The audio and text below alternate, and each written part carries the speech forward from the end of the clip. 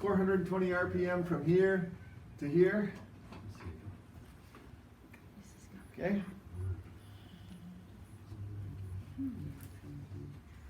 Okay.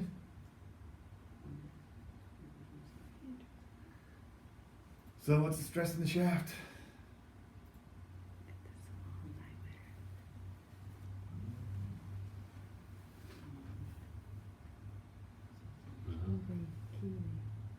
Well, first of all, can you model a shaft? Yeah, it's pretty easy to model, right?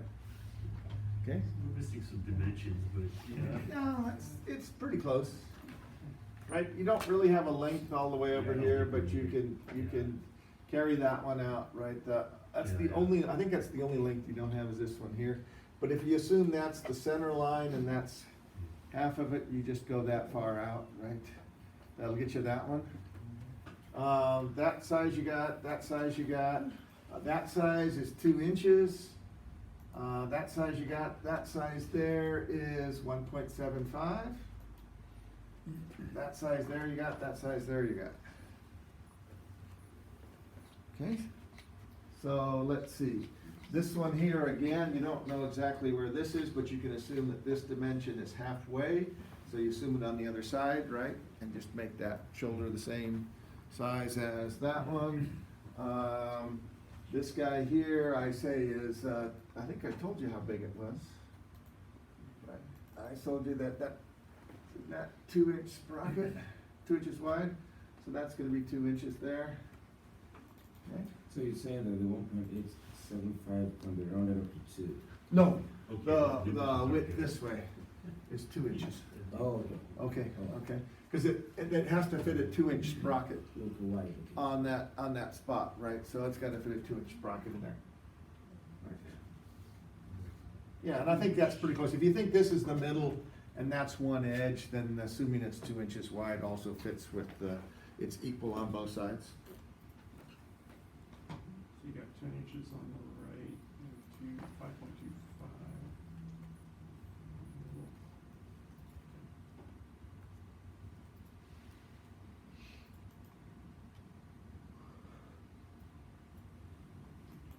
You guys get close.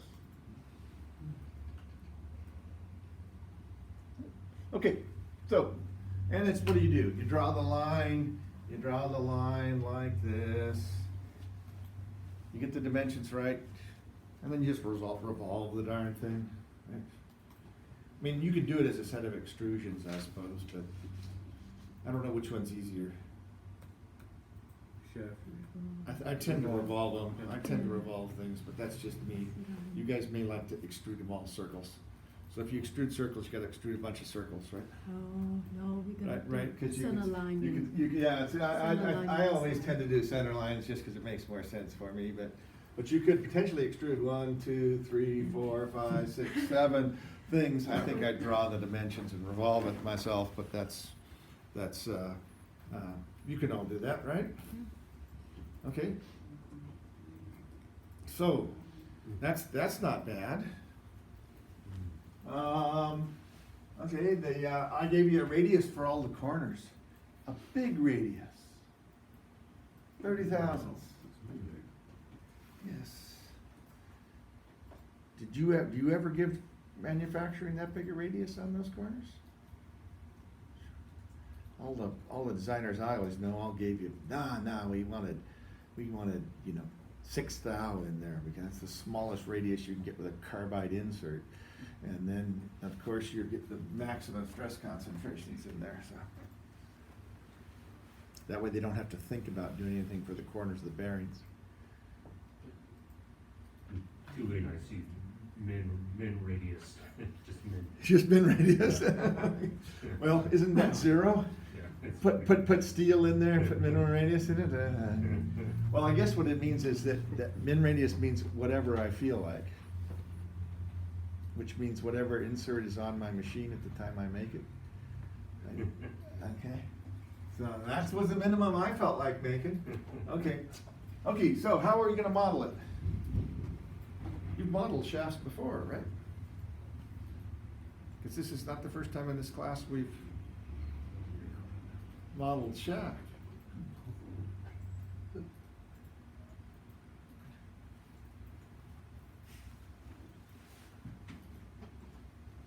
So, okay, how are we gonna, I mean, the modeling part is, the solid modeling is pretty easy. So, and once we got solid model, what do we have to do? We've gotta put it in Fixture, FEA package, and we gotta fixture it, and we gotta load it. you gotta create the splits, right, to represent the contact area between the sprockets and the shaft. Well, do we? Aren't they gonna be like bearing stresses? For at least the forces. And it looks like one of them's gonna be here. You might have to do one over here, yes. You have to do one on the end there, cause I think I gave you that was 3 inches wide over here, right? So, 3-inch wide sprocket over there, so you have to put a split in for that one. So you're gonna have to put a split in, but you can put a bearing load over here, you can put a bearing load over here. And how are you gonna put fixtures on it? How are you gonna constrain it? Fix it on one end. No, good. Fix it on one end, then what else do you have to do? Well, if you fix it on one end, you're gonna have to add reactions where the other support was, right? Which end are you gonna fix? The one with the most unknown.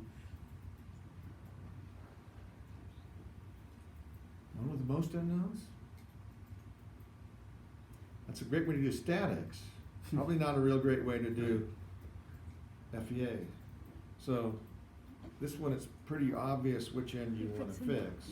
Which end do you wanna fix? Fix the left end. You wanna fix the left end. Why do you wanna fix the left end? Jorge said the bearing's there. I agree with that. Certainly part of it. Keyways on the right. Yeah, and I think, where's the torque? Torque's coming in from the right. Yeah, the torque, what's the torque diagram look like? Torque goes from, Right, and then it comes here out to to here. the sprocket. right, so by the time you get over here, what's the torque? Zero. 0, right? So what end do you wanna fix? You wanna fix this one down here, cause it shouldn't be carrying any torque. Now, that's, so, okay, we can, when we say we could fix this end down here, and we can use a force to represent that one, right? It means we gotta do the statics, but, hey, you've done so much statics so many times that it's just cake. Right? Now, I did leave the issue about which way the forces are going. I said they were all chains. Each tension on one side. Right? That was to make life easy because there's only one side that's pulling on it, right? But which direction are they going?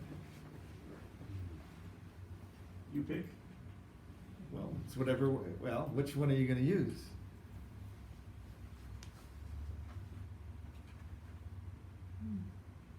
Well, you kinda got two choices, right?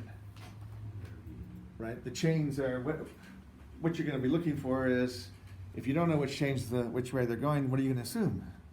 Well, it's the worst case. Okay, that's another Microsoft help answer. Right, right, it's that, yes, it's, okay, it's the chains are going in the direction that makes the highest stresses. Which way is that? Well, I don't know. So how do you find out? Well, you do both. Or you do this statics on it, right? Because there's two possibilities, right? You can have one chain pulling that way and the other chain pulling that way. That makes this reaction force real big. Or you can have one chain going this way and the other chain going that way. Right? I mean, and they could be going off one this way and one, let's say, coming out of the board. But that's not gonna be a worst case, right? Either this one's gonna be the worst or this one's gonna be the worst. Right? Now, someone with a moment diagram might be able to figure that out.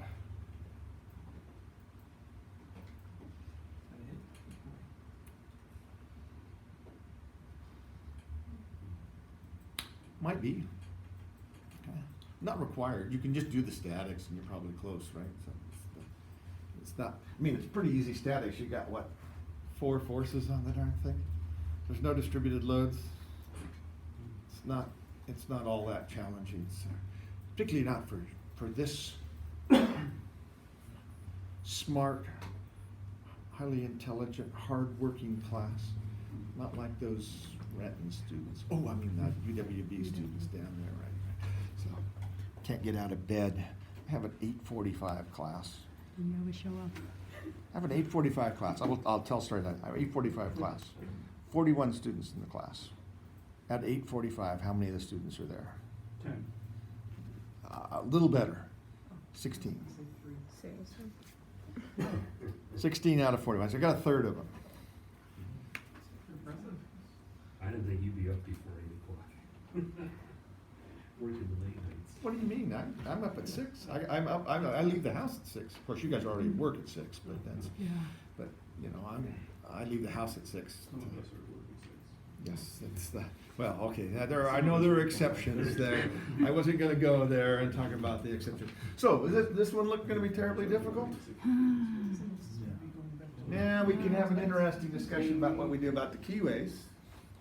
We don't need that. Wise man, right? See, right, cause what's gonna happen if we model keyways? It's gonna be nasty. We're gonna have stress concentrations in the bottom of them, right? Yeah, right, because they're sharp corners. Now, we might be able to get rid of that by putting Where's that? radiuses down in the Set bottom, screws. right? Set screws. Oh, there we go. Sheldon's we've been waiting a while for that one, hasn't he? I like that. Those are the best. Yes, that's right. It is. Problem. Yes. I'm gonna wait for senior project and see how many of you guys build things with Set screws? Set screws. You mean I gotta return the stuff I just ordered? I know, that's right, Jorge doesn't, I don't think there are any of, now, Brian, on the other hand, probably has some set screws in his. What's that? Not yet. Not yet, okay. yet. You got some shafts that you're gonna have to retain though in there. I detect a set screw in your future, or two. So it's which means he'll get to experience it. Now Jorge well, so far he hasn't put in any set screws. But there is Take any pictures of it. there is so far, right? There is so far. Just gotta take a good picture of it, just Yes. away from where it's. That's right, Over that's there. right. No, well, see, when we bring it in here and showing it off to all the rest of us, we'll have to look at all those demonstrating how well it works, so, okay, yes, if you model, the keyways, they're kind of a black hole, right? Because what's gonna happen, you're gonna wind up with a stress concentration at the bottom. You can model the torque as a force on the side, right? Because that's really what it is, right? It's a force on the flat side of the key. That has to make the torque, right? I mean, that's the reaction force from the keyway itself, right? The key itself, not the keyway, but the key material itself is pushing on the side there. So that has to make the torque. It's a little bit tricky to calculate, but not impossible. But you're gonna get that stress concentration right at the bottom. Now, you can radius them. You can say you put a radius on the end mill. So you could put a radius in the bottom in there and say it's radius, so you put a fillet radius, and then but you're still gonna get nasty. Now, it's more accurate that way, but it's still nasty. If you put it on the surface, you can say, well, if you put the torque on the surfaces here, then what are you saying is that you're looking at the shaft, but you don't know what's going on in the keyway. And that may be okay. May not be okay, depending on the boss, on the application. I'll let you guys decide. I suspect it's gonna be how much time you have and how late at night it is. Before when somebody makes that decision and goes, I don't really care. Am I wrong on that? Nope. No? Okay, I think I was, okay. Spot on. Spot on. Okay. Questions on that? Think you can do that one? I have faith. I think you could even probably figure out how to get lots of nodes in the high stress areas. Because I showed you some cool tools today. I would take advantage of them. Okay, did I waste an hour and a, 2.5 hours of your day? No, only 2 hours of your day. Mm.